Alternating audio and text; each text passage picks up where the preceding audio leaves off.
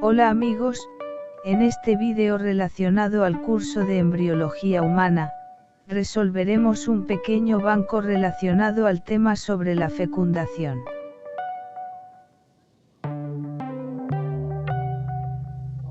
Bueno amigos, comencemos con la primera pregunta, la cual nos dice que la fecundación en qué parte de la trompa uterina se lleva a cabo y cuántas horas dura aproximadamente. Luego la segunda pregunta nos dice que la enzima hialuronidasa de qué parte del espermatozoide es liberada, y a la vez esta enzima es responsable de la dispersión de las células foliculares de cuál estructura que rodea al ovocito.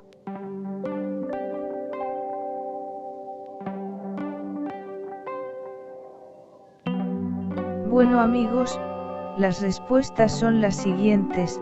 En la primera pregunta la respuesta es la alternativa C, ya que la fecundación tiene lugar habitualmente en la ampolla de la trompa uterina, aunque la fecundación puede ocurrir en otras partes de la trompa uterina, pero no se produce en el cuerpo del útero, y por cierto el proceso de fecundación dura aproximadamente 24 horas. Luego la respuesta de la segunda pregunta es la alternativa E, ya que la enzima hialuronidasa es liberada por el acrosoma del espermatozoide. Además esta enzima es responsable de la dispersión de las células foliculares de la corona radiada que rodea al ovocito.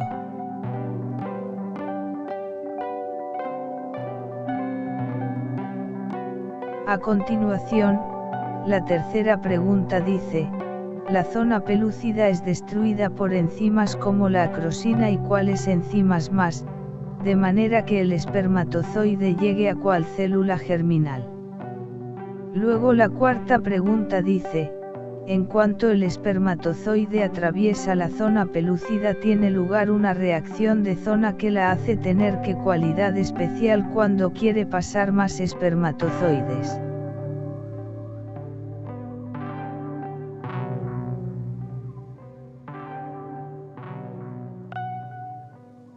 Bueno amigos, las respuestas son, la respuesta de la tercera pregunta es la alternativa D, pues las otras enzimas como la esterasa y la neuraminidasa ayudan a disolver la zona pelúcida, para que así el espermatozoide llegue al ovocito.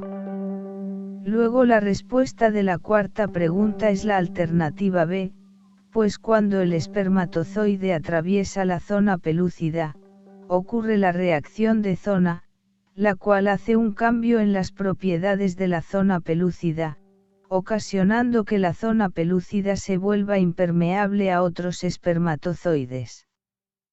Y como podemos ver en esta imagen, los espermatozoides no pueden pasar a través de la zona pelúcida, pues ya un espermatozoide ya penetró la zona pelúcida para poder llegar al ovocito.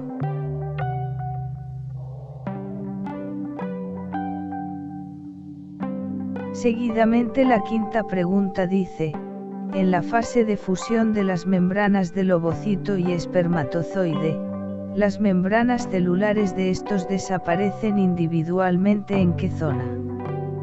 Luego la sexta pregunta dice, al penetrar el espermatozoide al ovocito, este ovocito se activa para finalizar cuál división meiótica, y también qué le sucede al ovocito y cuál corpúsculo polar se elimina.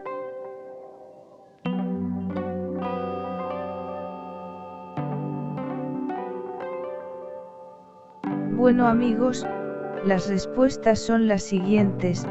La respuesta de la quinta pregunta es la alternativa A, pues tanto la membrana plasmática del ovocito como del espermatozoide se fusionan y rompen en el área de fusión.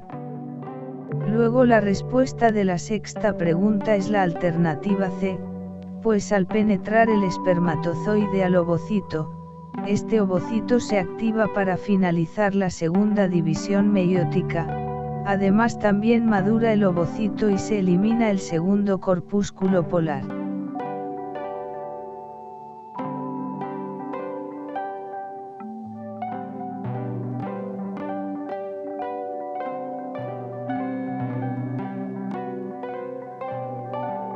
Continuando con las preguntas, la séptima pregunta dice, al crecer el núcleo del espermatozoide dentro del ovocito, ¿qué es lo que se forma?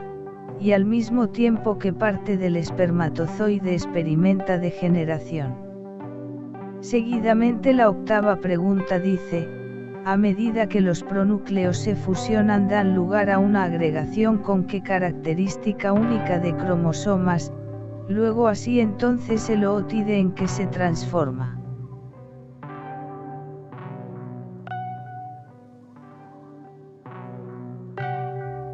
Bueno amigos, las respuestas son las siguientes.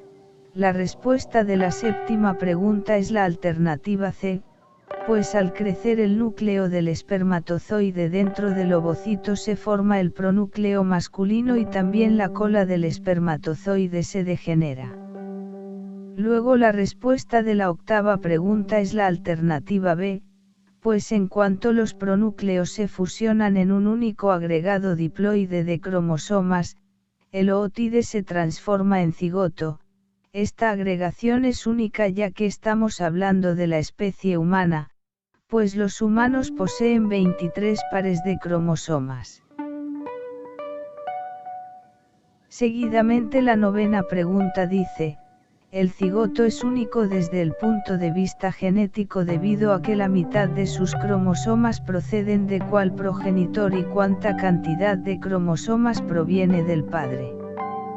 Luego la décima pregunta dice, los cromosomas del cigoto se disponen en qué forma de cuál proceso, como forma de preparación para la segmentación del cigoto. Bueno amigos, las respuestas son las siguientes.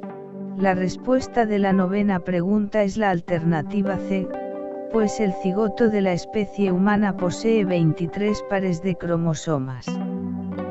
Luego la respuesta de la décima pregunta es la alternativa D, pues los cromosomas del cigoto se disponen en un uso de segmentación como forma de preparación para la segmentación del cigoto.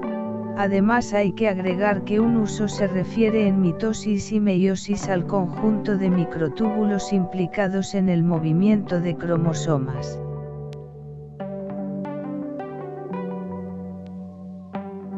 Finalmente en esta diapositiva, la onceava pregunta dice, son consecuencias de la fecundación, excepto. Luego la doceava pregunta dice, la polispermia se evita mediante qué proceso.